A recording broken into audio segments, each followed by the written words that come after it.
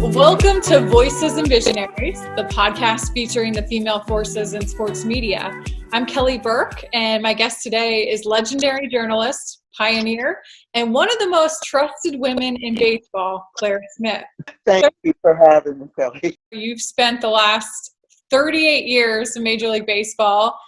You started out as a writer and columnist, and you worked in markets like the Hartford Courant and New York and Philadelphia, and then since 2007, you've been a coordinating editor for ESPN's baseball coverage. So I'm so happy we could connect on here. And how are you holding up in these weird times of COVID?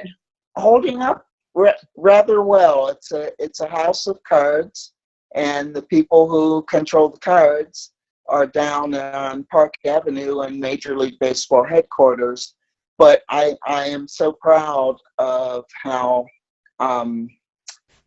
innovative ESPN has been.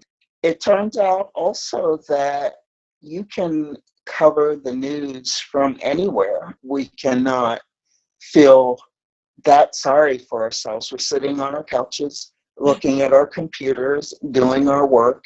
People have been furloughed, laid off, with no opportunity to go back to where they were before the pandemic hit. So I don't want to make light of that. I want to send my heartfelt wishes out to those who are struggling through this because they lost their paychecks. So, but I'm one of the very fortunate ones who gets to work at home. ESPN is broadcasting so many sports live now, and we all knew it would be kind of a tsunami of live sports when everybody resumed. So it's been fun to see a juggling act by a master network that's used to thriving during live sports. Claire, you were a Brooklyn Dodgers fan growing up. What about the game of baseball resonated with you so much as a little girl? So many African-American family children and told them of Jackie's very brave exploits. And it wasn't hard to like the Dodgers because it wasn't just Jackie, but it was Roy Campanella, who couldn't love Roy Campanella, and God bless him, his very poignant story and his spirit. It was Joe Black, Don Newcomb, and Sandy Koufax, and Big Don Drysdale, and Little Don Sutton, and Steve Harvey, my heart. So it was a long line of athletes that I grew up watching and applauding from way back in Philadelphia, listening to transistor radios under the sheets and covers in my bed, because the Dodgers played very late on the West Coast, but they would occasionally host teams from cities like St. Louis and Pittsburgh and Chicago, New York, Montreal. My parents didn't know all the time that I was still awake under the covers with a light, keeping score of games and rooting on the Dodgers very surreptitiously. I even listened to the games in French from Montreal and tried to follow along. I knew how to count in French, so I could tell at the end of each half inning what the score was. I'm glad you clarified that when you were born, they had already moved to LA, because I didn't mean to date you and make you older than you are. No, you're right. I was born before they moved to LA, but I wasn't quite aware enough. By the time I became a grade schooler, I was fully immersed in the culture. And the funny thing was, I knew all about Jackie Robinson by the time I got to elementary school. And in third grade, at St. James Elementary School in Elkins Park, Pennsylvania, the nuns took the third grade class down into the basement where the church was they said they wanted to show us a movie. So we went down, sat down, and were shown a movie called The Jackie Robinson Story. And it starred the great Ruby Dee, and it's as Rachel Robinson, both beautiful women, extraordinary performance. And starring as Jackie Robinson was Jackie Robinson, playing himself in this movie. So for the first time in my life, I actually got to see him. A lot of footage in there, watch him play his extraordinary skills, but more important, hear his voice and hear the backstory of how he and Rachel endured a lot, how the Dodgers stood up for him, how Branch Rickey was a phenomenal presence in that story. And as the only Black child in that class, I just remember feeling so proud as I watched the movie, because I knew the story and I knew the outcome, and it just made me feel proud to see people up on that screen who looked like me, and more important, looked like my parents as young married couple just striving to make life better for their children. And that's what my parents did. They were my Rachel and Jackie Robinson, from the moment I was born till the moments they departed this earth, and they were my heroes as well. Speaking of your parents, Claire, they gave you an antique typewriter when you were 9 years old. Yes, they did. What does that typewriter represent to you? My parents always used to ask me to read what I wrote in school very early on, to act out some of the little stories that I wrote. And my sense was that they saw a writer in me before I even knew what that concept was. So they gave me this typewriter. It was in working order. It was still in a time where you could go and replace the ribbons and everything. And I used to type on it. I love that typewriter. I still have it. It's going to be headed into the hands of my niece. But I think they spotted something. My dad loved to write, and he actually was published often as a guest columnist for the newspaper where I started in Bucks County, the Bucks County Courier-Times. He just wrote. He was prolific. He loved ideas, putting words together, and he also had the gift of storytelling. And he told us stories all the time, and often illustrating them to the misfortune of restaurants on their tablecloths, because he was an amazing artist as well. So he couldn't tell a story without mapping it out and drawing it and putting all the characters in and everything, and that was pretty cool. I can literally feel the love and admiration that you still have for your parents. I've heard you say that you come from a family of dreamers. Your mom was a chemist, as you alluded to. Your dad was an artist and a painter. How did both of them inspire you to pursue a profession in baseball that, frankly, at the time when you were growing up, there was no Black females covering baseball full time? Well, it helped really to not know that. I knew there were few women doing it, but it would have been kind of jolting to hear that. Oh, every time you walk through a clubhouse door, chances are you'll be the first, not only African American woman to do that at the major league level, but maybe the first African American to do it since the days of Jackie Robinson, when Sam Lacey and Wendell Smith uh, covered his journey.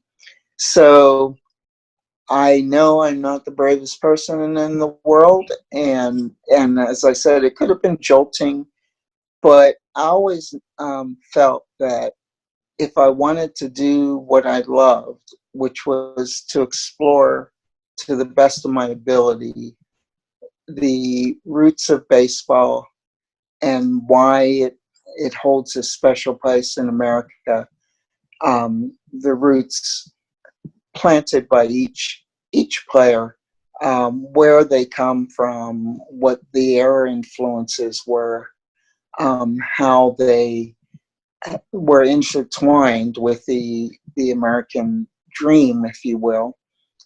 I always wanted to know about the people who happen to play baseball. And I guess that goes way back to always wanting to know more and more and more about Jackie and Rachel and who influenced whom. So, my mom was a dreamer, but she was also a precise scientist. I mean, chemistry is precision, and it's setting a goal and getting to where you need to go.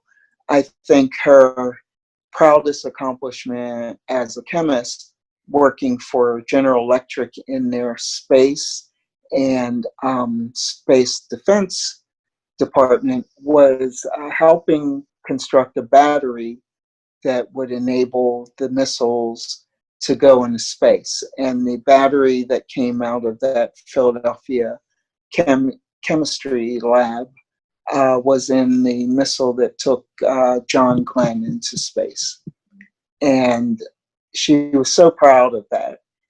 And I was proud that my mom went off to work every day. My dad went off to work every day. That's who they were before I really had a full understanding of what it was that they did. In 1982, you became the first woman to cover a Major League Baseball beat full time when you got the job at the Hartford Courant. What would you tell the young Claire Smith if you were looking back then and giving her advice about the journey she was about to embark on covering the Yankees?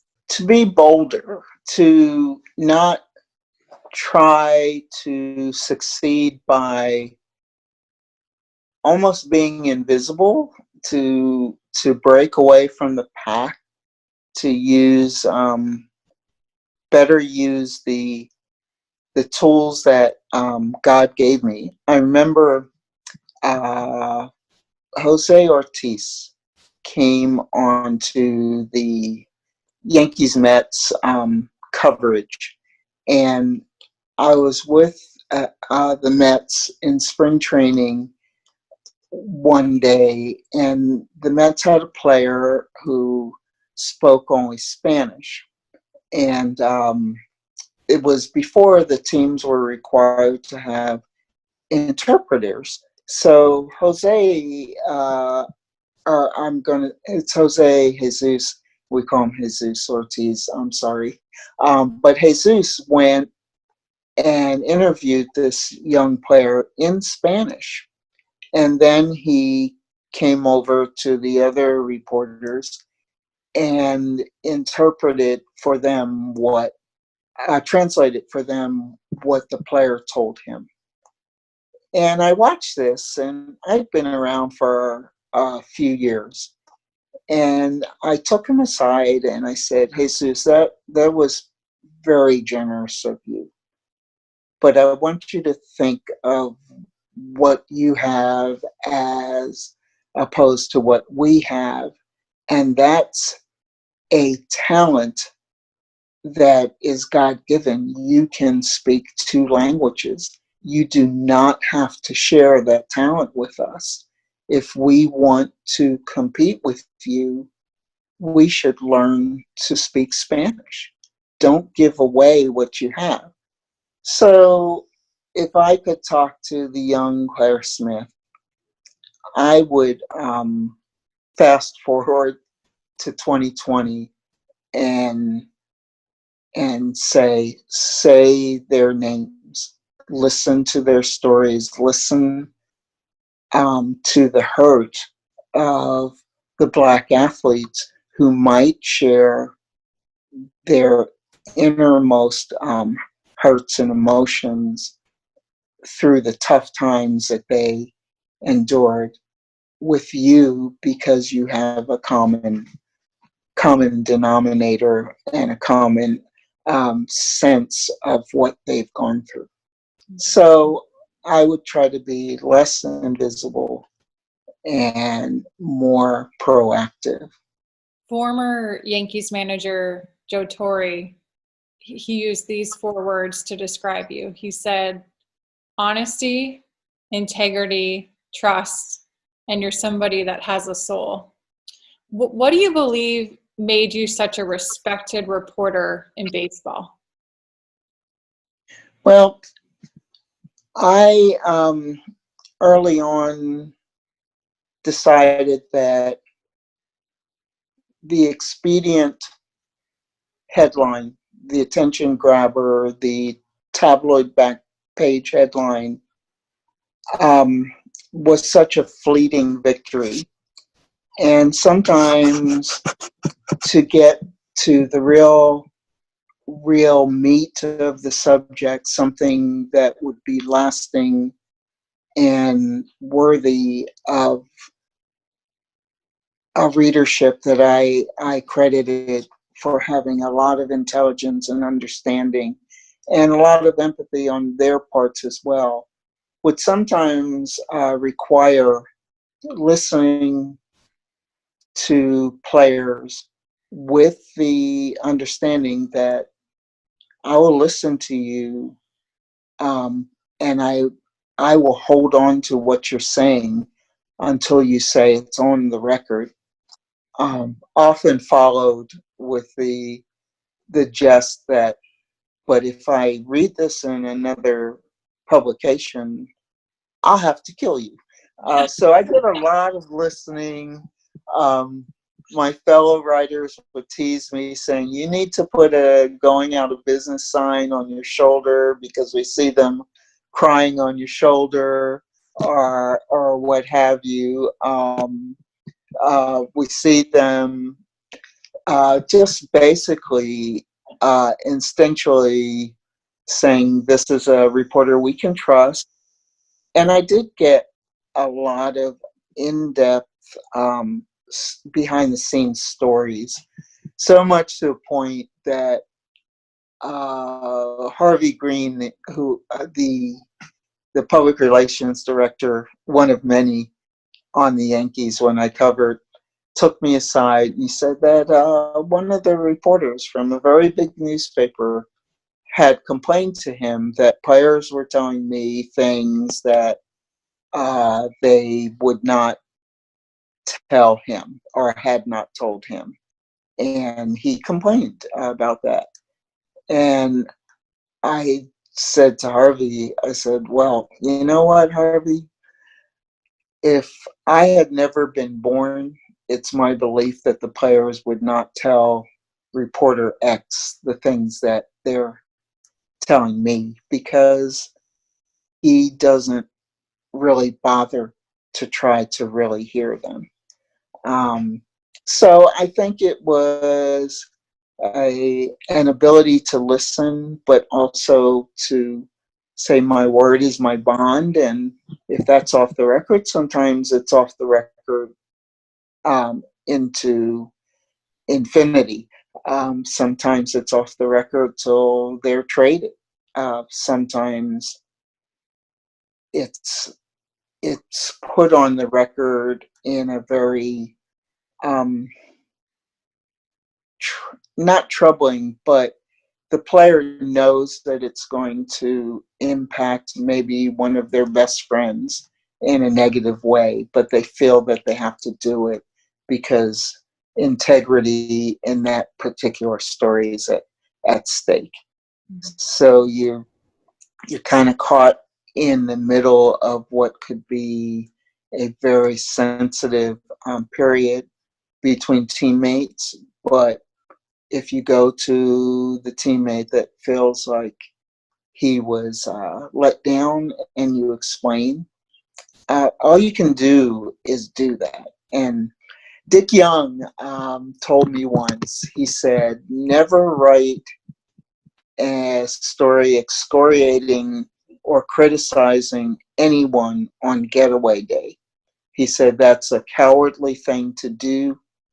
Always make sure you're in a position to put your face in front of that player the very next day. That's the brave thing and the right thing to do. I always took that to heart. So many lessons learned along the way. But Joe was one of the most unique people I've ever covered. I thought that Joe and Derek Jeter probably handled New York and the circus better than any two people that I've ever covered. They went in with their dignity and exited with their dignity intact. So that coming from Joe means a lot. In 1984, you were infamously denied entry into the Padres clubhouse during the National League Championship Series, despite the fact you were a working member of the media and you were credentialed.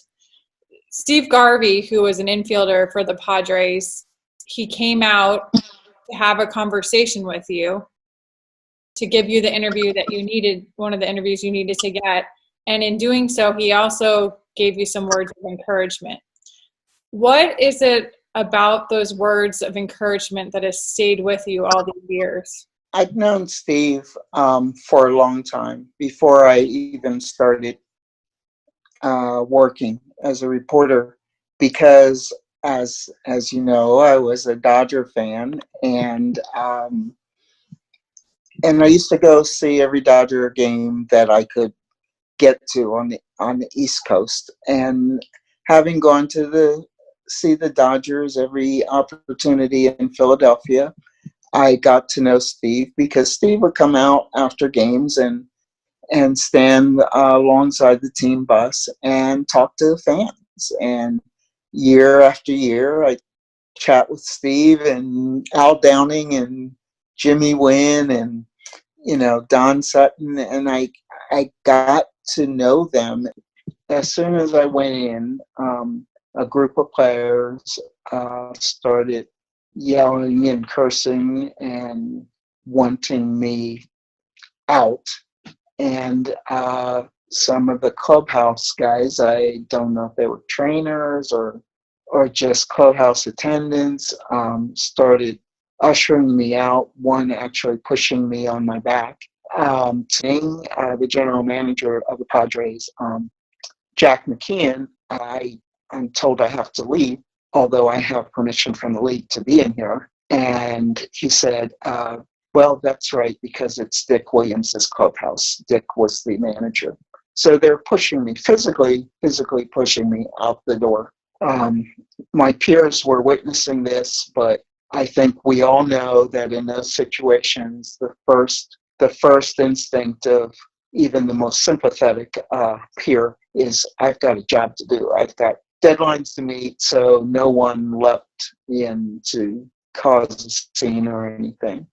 As I was being ushered out the door, Dick Williams was coming in from the interview room, and I did my explanation to him and said, now I'm being told that I have to leave. And he kind of growled, that's right, and he walked by me and went in the clubhouse. Well, I'm the only reporter there from the Hartford Courant. I have a story to write. It's game one, and the Padres lost. A heartbreaker. I need the Padres in the story as much as I need the Cubs. Yeah. So I'm just kind of frozen in place right there. Henry immediately reads the scene, and he said, what do you need? What can I do? And I said, I need quotes, Henry. He said, who do you want me to tell? And I said, Steve Harvey. In the meantime, the public relations guy came out and asked me who I needed, and came back 2 seconds later and said that the players that I requested would not be coming out. Exactly, ripping up the theory that the players that anyone needed would be produced outside the locker room door. So Henry goes in, and a few minutes later, Steve comes out. Henry told me later that when he went in, Steve was surrounded by reporters because Steve was doing what he always did, making himself available, win or lose. And Henry made his way into Steve and told him what happened. And Steve excused himself, turned and came out. I'm, as I said, not being a brave person. I'm trembling. I'm about to just lose it. I don't know what to do. And he comes out, and I start crying. And he says to me, he said, take as long as you need. You know, I'm here for you, but remember, you have a job to do, and you have to do that job. And that just, it was like the proverbial slap in the face, but not anything that hurt. It just shook me out of the feel sorry for myself frozen moment. And so I interviewed him, and I thanked him. Thanked him almost every day of the rest of my career, quietly thanked him for basically preventing me from a bad left-hand turn that could have been very damaging to my career. Mm-hmm. And he was one of several Padres who made it clear from that moment on that that kind of harassment would not take place. Goose Gossage was furious with me that I didn't cross the locker room and come get him. And the second day of the series, he crosses the field and he's yelling at me. I could hear him. I could see him coming at me like a steam engine. And he's like, you're in there today. Why didn't you come and tell me why? And I finally said, Goose, this is why. Because I knew how you would react, and it would not have been good for you or maybe the teammates that you might have tried to hurt at that point. It just would not have been pretty, and it wasn't my intention ever to make this a story. Well, you're in there today, you're in there. And Tony Gwynn, you know, he was just, I believe, a rookie. But the next time I saw Tony, he was pretty apologetic in the way that he felt he could be in a locker room full of veterans. Bobby Brown, an ex-Yankee, same thing.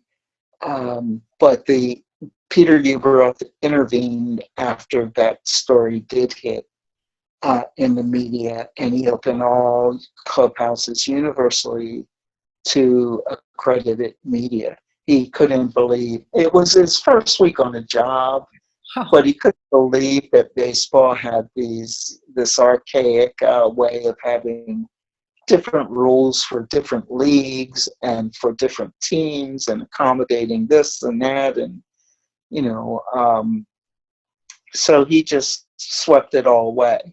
And it gained for the Padres a notoriety that they did not really need. They became kind of a team with the black hats through that postseason, and I always felt bad about that. I felt like I felt kind of culpable for that, but I was proud that Peter Ueberroth decided to drag baseball into the late stages of the 20th century. I was so proud of Steve at being the kind of friend that you could count on. I actually admonished him later when the team got to the World Series, and even more and more media came in, and they were picking up on the story. And I remember Steve Jacobson of Newsday standing at the batting cage and almost yelling at Steve about, what did you do? What did you do to change this and help? And I was trying to intervene, saying Steve did a lot. And then Steve said, well, I wrote a letter of protest to management about what had happened. And I was stunned. He said, if friends can't stand up for friends, who can they stand up for? Major League Baseball recently celebrated the 100-year anniversary of the Negro Leagues, and Yes. ESPN had their own special coverage of that milestone, which you were a part of shaping that as well. What is something that you would want everyone out there to know about the significance of the Negro Leagues? 35 members of the league, the majority of which are players, are honored in the Hall of Fame, Baseball Hall of Fame. Their plaques are up there. One is the only woman who has a plaque in the Hall of Fame, and that's Effa Manley, fellow Philadelphian, who owned the Newark Eagles. And she was an innovative shaker and mover in her era on so many levels. She and Bill Veeck, the owner of the Cleveland Indians, said, I don't know if they set out to make policy, but they did, in that when Branch Rickey signed Jackie Robinson, he just asked Jackie, in a sense, to walk away from his contract with Monarchs. And Jackie, he did. And who can blame him? He wanted to be a major leaguer. He wanted that color barrier broken, and he felt that that was, fate's calling him to do something bigger and better than himself. So I don't blame him for doing it at all.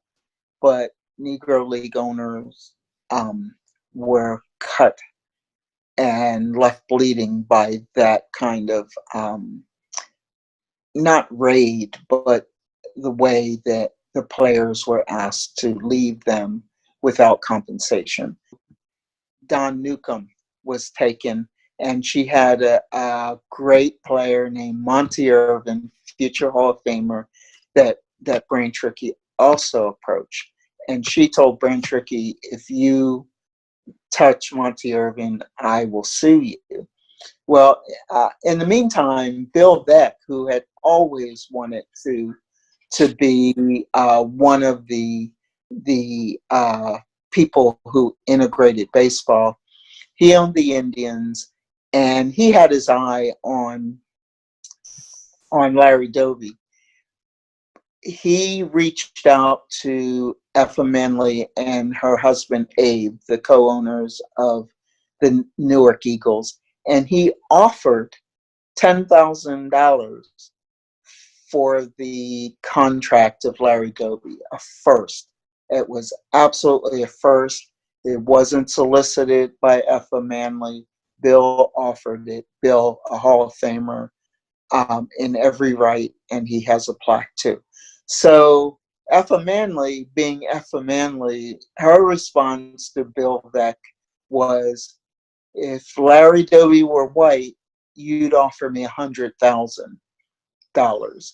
And Bill Veeck in his book said, well, yeah, that's probably right, but I'm offering you $10,000. And I will throw in another bonus of $5,000 if Larry makes the team. Well, Larry made the team because Bill bought his contract at the All-Star game, and the day after the All-Star game, Larry was in a Cleveland Indians uniform. Effa Manley tried but failed, sadly, to convince Major League Baseball owners to adopt the Negro Leagues and make it a third AAA league and feeder system.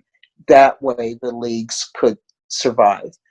But it became clear to her that Major League Baseball wanted the players, but it didn't want blacks in the boardroom sitting alongside of them. So she never even got a response. She never even got a response to a request to have the discussion.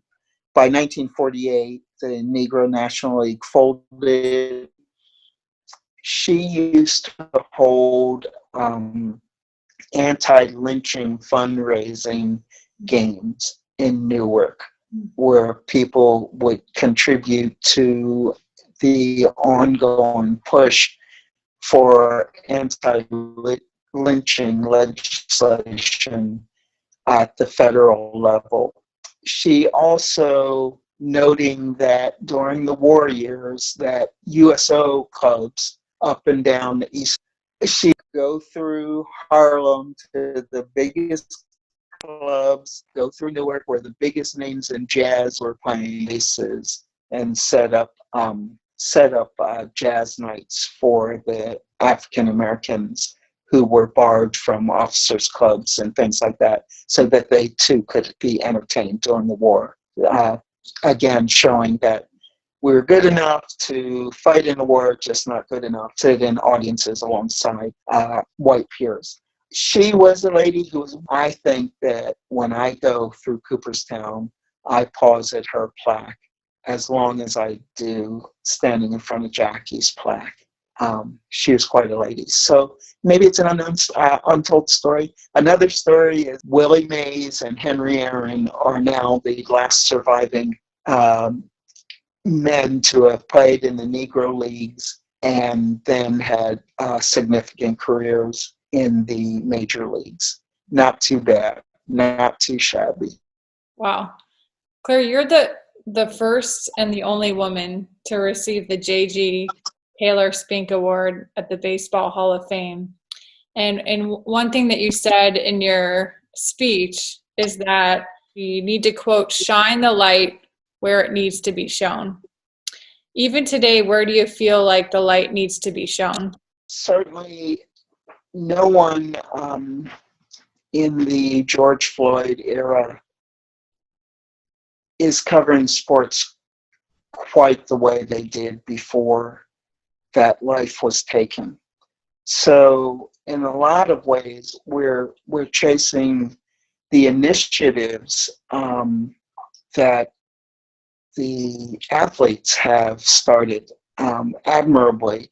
The leagues have joined in and embraced a movement that no one even knows where this movement is going. We just know it was such a significant movement that I believe it's now counted as the movement that drew the largest number of marchers, protesters to the streets all over America, and marches in 50 states, and marches that also span the world.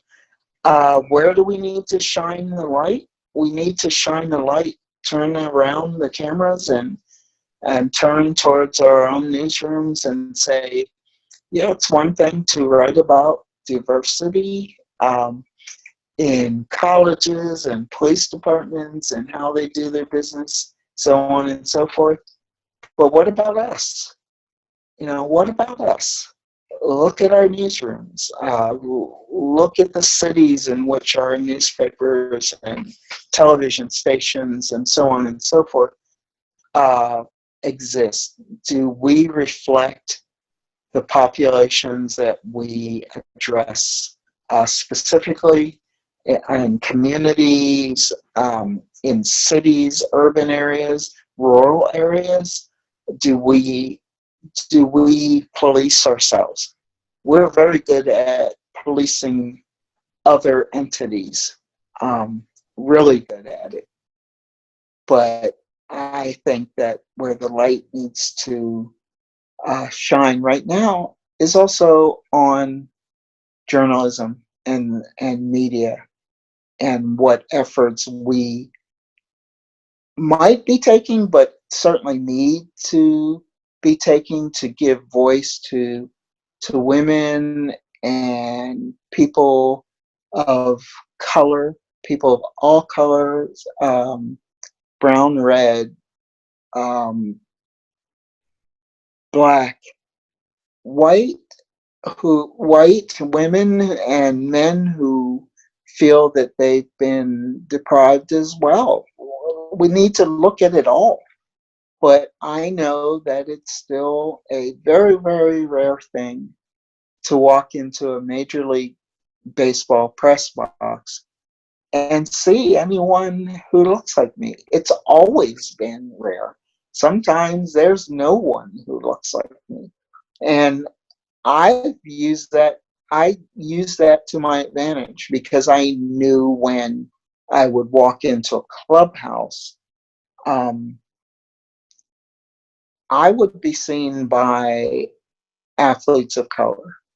And I knew that there was potential for dialogue there that might not exist with the between my peers and that same athlete, and that's fine. But I also will always think of all the youngsters I see at journalism schools like the Klein School of Communications in Philadelphia, and I see all the eager faces, many, maybe majority minority faces, kids of color. So where did they go? And did they get an opportunity to walk in alongside me into clubhouses? And if they're not getting those opportunities, why? Do you think some of that change needs to start with the people who are specifically doing the hiring, because so many of them are white males? I wish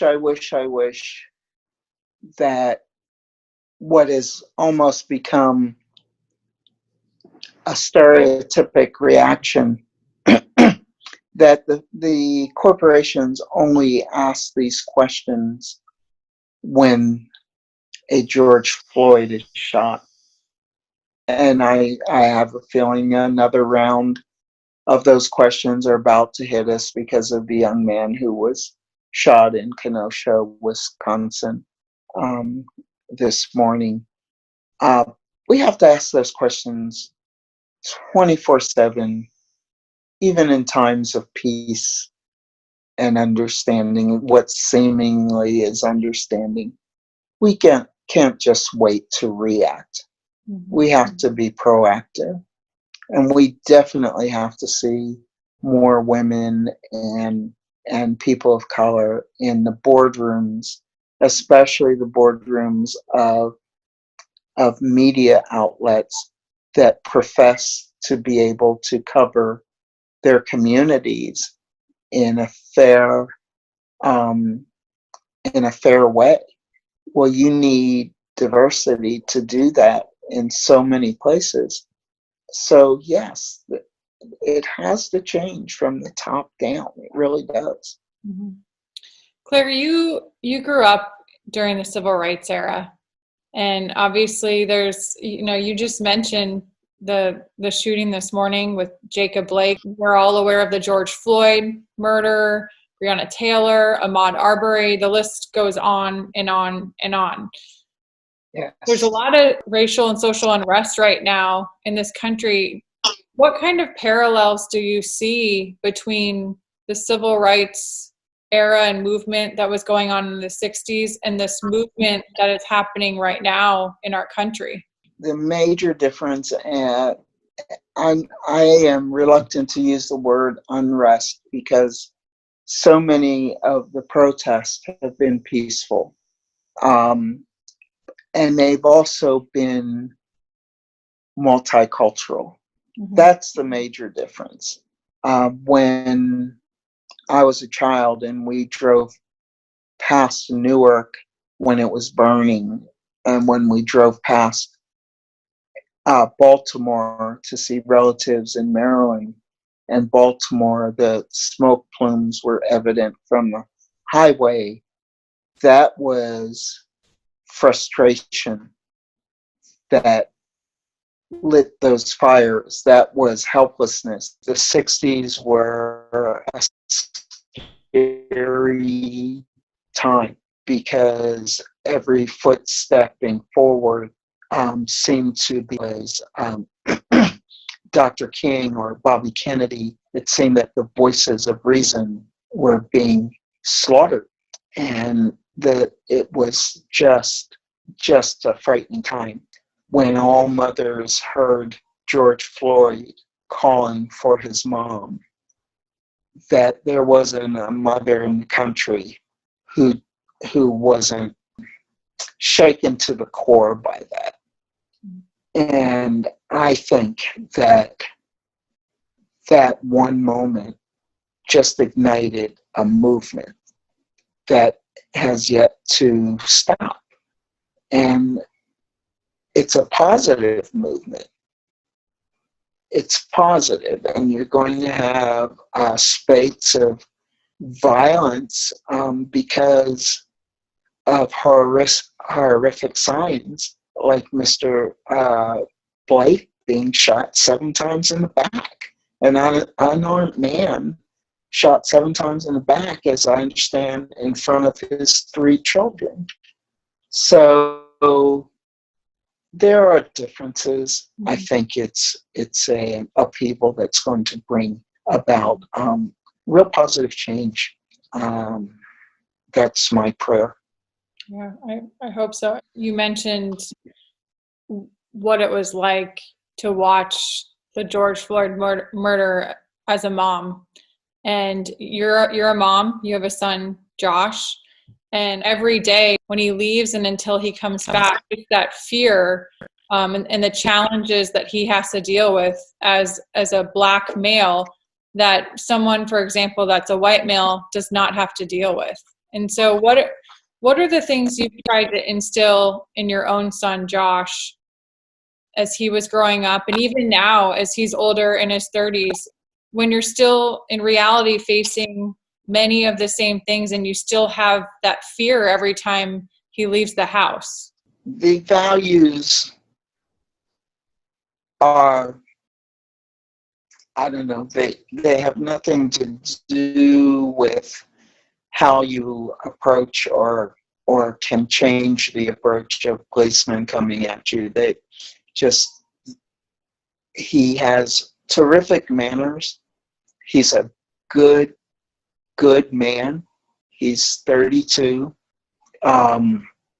He drives carefully, but every single time he goes out of the house, I ask him to be careful, to be smart, and then you basically hold your breath.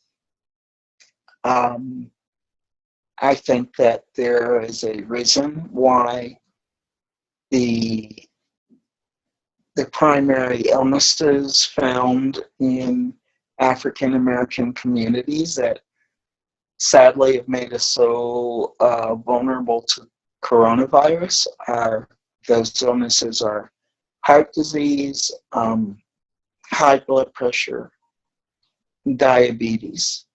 High blood pressure is explainable.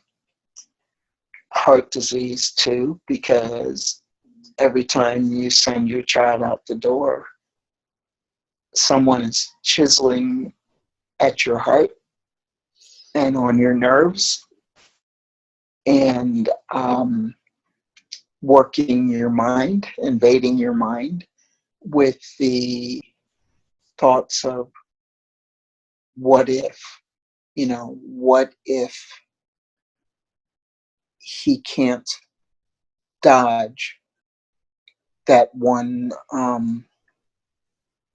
officer, that one crazed person? What if I never see my son again? And I know a lot of parents who are white and who say that they've never had that conversation with their sons as they go out the door, because they now know they simply don't have to. They don't have to. There's no need to. But I think now they know with a whole lot better understanding why we have to. Not once in a while, but every single time they go out the door. Every single time. Yeah. I want to be respectful of your time. I know we've gone a little bit long, but I do have one more question for you. Going back to a little bit of what we talked about earlier with the honor that you received, and the speech you gave at the Hall of Fame. And I know that you've said that's been one of the most momentous days of your career and your life. And what do you still vividly remember from that day and from receiving that honor, being the first female and one of only 4 African Americans to receive that honor? They say you are often judged by the company you keep, and I got to sit at the ceremony next to Rachel Robinson. How perfect was that? She's just a wonderful person in every sense, and to sit there and watch her receive the Buck O'Neill Humanitarian Award shortly after I went through my speech, it was just like the icing on top of the cake. And when the ceremony ended, I got a hug from my son and my nephew. I also got a hug from Sandy Koufax and Goose Gossage, and then went down into the audience and hugged it out with Steve Harvey. So it was probably the largest gathering of family that we've had in a long time. Family and friends, and just spending the week with them, luxuriating in their company, and having them attend, knowing that so much love was there, knowing that so many women in this profession made their way to Cooperstown. So many of them telling me they just had to be there to see this. Even my friends who couldn't be there, just showering me with love via the internet.